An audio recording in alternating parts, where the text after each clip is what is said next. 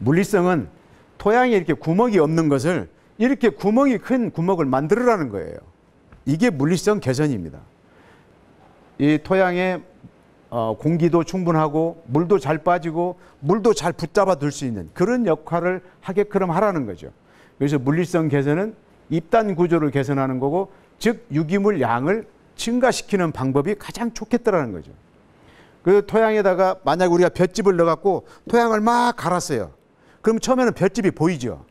그리고 시간이 지나면 볏짚이 보여요, 안 보여요? 안 보이죠. 볏짚을 다 누가 없앴어요? 미생물이 다 없애버렸어요. 다 분해를 했어요. 그럼 볏짚이 있던 자리에는 뭐가 생길까요? 공간이 생기잖아요. 공간이. 그 공간 속으로 바로 작은 뿌리도 뻗어 들어가고 거기에 뭐 작은 생물도 살고 미생물도 거기서 산다는 겁니다. 그래서 토양을 이렇게 생긴 토양을 이렇게 구멍이 있는 토양으로 만들으라는 겁니다. 토양 속에서 공간 확보가 얼마나 중요한가 봤어요. 이게 상추거든요. 상추를 심어놓고 옆에다 구멍을 하나씩 뚫어봤습니다. 이 구멍을 노인들이 갖고 다니는 지팡이 이렇게 꾹 찔러갖고 이렇게 흔들어서 구멍만 뚫어봤습니다. 그 구멍 크기가 지름 5cm, 깊이 15cm. 상추가 수량이 14%가 늘어났습니다. 상추뼈다 구멍만 하나 뚫었어요. 뭐 돈 들어갑니까? 여러분 힘만 잠깐 쓰면 돼요, 그냥. 노지 봄배추에서도 16%의 수량이 증가했다는 거죠. 바로 뿌리 옆에다 구멍만 하나 뚫어봐도 그만큼 근권에 뿌리에 얼마나 우리가 공기를 잘 넣어줄 수 있는가가 굉장히 중요하다는 겁니다. 토양 내에서 미생물이 하는 것 중에 가장 중요한 게 뭐냐면 우리가 비료를 주든 퇴비를 주든 이것을 다 미생물이 분해를 해야 돼요. 분해를 해서 그 속에 있는 질소를 식물이 써먹게 만들어줘야 됩니다. 그걸 하는 것이 미생물이 하는 일들이에요. 이렇게 그 미생물이 나타나서 뭐 암모니아트 질소 만들고 미생물이 이렇게 만들어서 작물이 흡수가 되는 겁니다. 즉 이렇게 유기물이든 퇴비든 주게 되면 미생물이 분해를 해서 암모니아트 질소를 만들고 또 다른 미생물이 와서 아질산테 질소, 다른 미생물이 와서 질산테 질소를 만들어요. 그러면 암모니아트 질소는 좋아하는 것들이 벼, 차, 파인애플들은 암모니아트 질소를 좋아하더라는 거죠.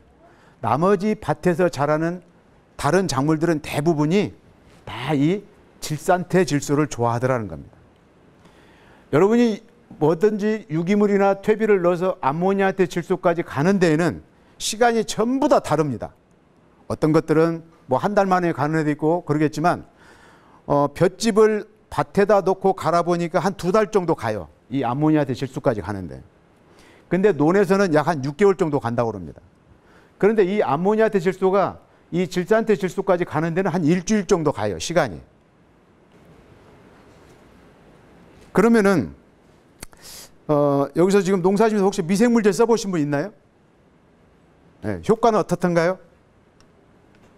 좋았어요? 눈에 확확 띄게? 정말 미생물 잘 쓰셨네. 또 다른 분 미생물 써봤는데 또 토양 1g 속에는 미생물이 얼마 들어있는가 봤더니 약 한 수억에서 수십억 마리 들어있다고 합니다. 토양 1g 속에.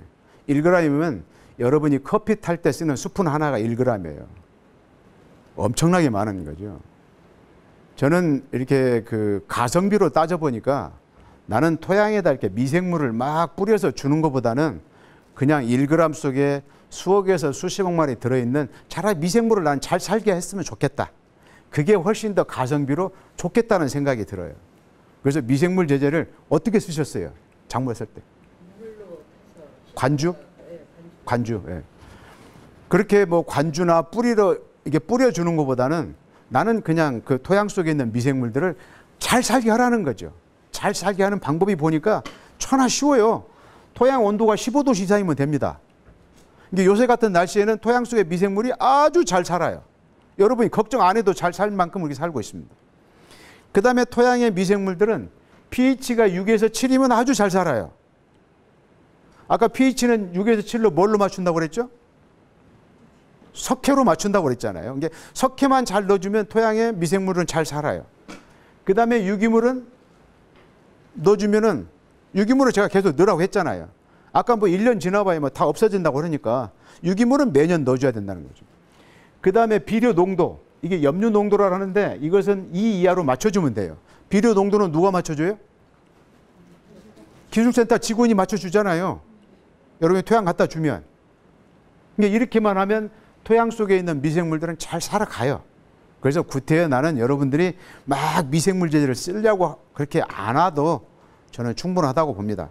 다만 여러분이 한 자리에서 똑같은 작물만 계속 심어대면은 그 토양 속의 미생물이 단조로워지는 것은 사실이에요. 그리고 거기에 병원균도 생깁니다. 그래서 인삼은 한번 심었던 자리에다가 30년간 심지 말라는 거예요. 고추도 한번 심었던 자리에다가 7년 동안 심으면 안 된다고 그럽니다.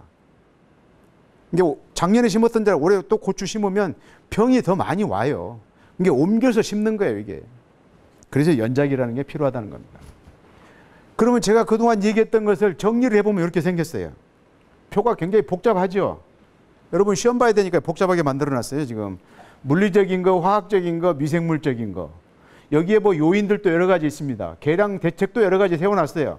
뭐 심경해라, 초생재배해라, 뭐 퇴비 넣어라, 뭐 석회 넣어라 이렇게 했는데 물리적인 것도 심경, 뭐 퇴비, 화학적인 것도 뭐 퇴비, 석회, 뭐 심경, 미생물도 보면 퇴비, 석회, 심경이에요. 그게 뭐 답은 간단하죠. 좋은 강사는 여러분한테 요점 정리를 잘 해줘야 돼. 이걸 요점 정리하면 그거예요. 석회 넣고 퇴비 넣고 깊이 가르라는 얘기죠. 저 한번 따라서 해봅시다. 아까 잘 따라서 하시더만. 석회 넣고 퇴비 넣고 깊이 갈자. 시작. 석회 넣고 퇴비 넣고 깊이 갈자. 그것만 지키면 토양의 개량은 끝나버립니다. 그 다음에 거기에서 여러분이 과수원을 하신다든가 그러면 거기에 뭘 한 번 더 해야 되냐면 석회 넣고 퇴비 넣고 깊이 간 다음에 거기에다가 초생재배를 한번 하는 거예요. 과수원 나무 사이에다가 호미를 재배한다든가 수단그라스를 재배한다든가 이런 걸 하는 거죠. 이게 가장 최고의 토양 관리는 토양을 바꾸는 방법이라는 겁니다. 비료 주는 원칙도 있습니다. 4가지예요. 진짜 시험 문제 내려고 4가지 해갖고 왔습니다.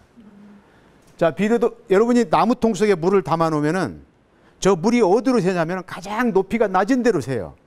그래서 비료 성분 중에서도 많은 것이 문제가 아니라 항상 모자란 놈이 문제를 일으켜요. 그래서 여러분들 어디 가서 교육을 받다 보면 무슨 결핍, 무슨 부족 이 얘기만 해요. 그래서 필수 성분 중에서 한 가지가 부족하면 식물은 부족 성분에서 영향을 받는다. 두 번째는 여러분이 비료 양을 막 늘리면 수확량이 계속 늘어날 것 같죠? 그렇지 않다는 겁니다. 어느 일정 선까지 양이 늘어났다가 그 이후부터는 효과가 없어요. 근데 비료를 많이 줄 필요 없다는 거예요. 그래서 여러분들이 적정 이상의 비료 사용은 경영비 증가와 품질을 악화시키는 문제가 생기더라.